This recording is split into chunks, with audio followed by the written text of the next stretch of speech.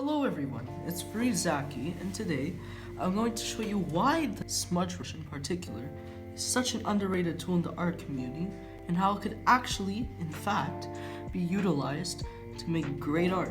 We're going to use this example over here. So, these tones, right? You wouldn't really expect a hard brush to do that, right?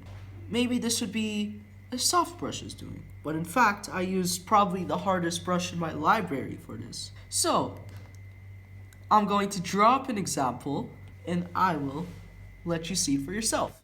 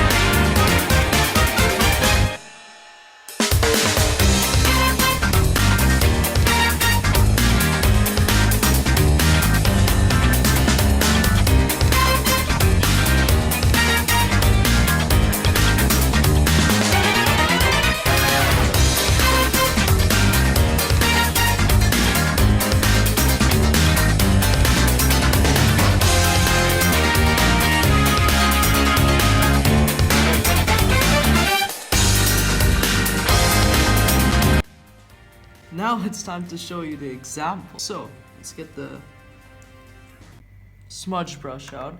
Another tip, probably shouldn't use the smudge tool on its own. What I did, especially, is I got a blend brush.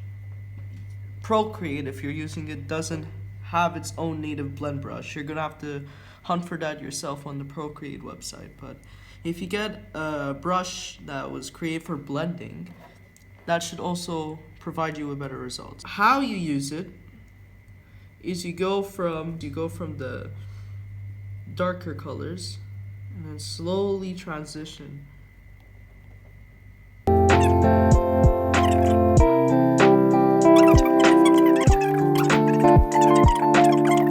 So I'm just gonna throw in a darker tone just to make sure I enrich the shading. You rinse and repeat pretty much. And the good thing about it too, this doesn't look so good yet, but the good thing about that is that, look, if you get your eyedropper, now you're provided with a smooth transition of colors to utilize, right? You don't have to go into your color wheel all the way in to wait to the pixels to get a color you desire, right? Always aim for that smooth transition. That's what you're looking for. So then for the hair, it's sort of the same thing, but you gotta just be more cautious with the hair, because the hair is supposed to have a sort of, it doesn't have to have a hairy texture, but it should have a sort of flow to it. Don't you see the difference between, per se, not using the smudge brush and using it?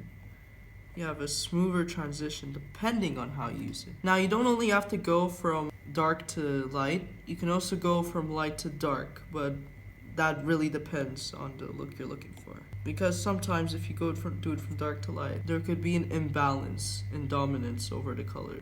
Because you see here, the brown, if I overuse the brown, it's gonna gain too much dominance over the brown. The purple will gain too much dominance over the brown.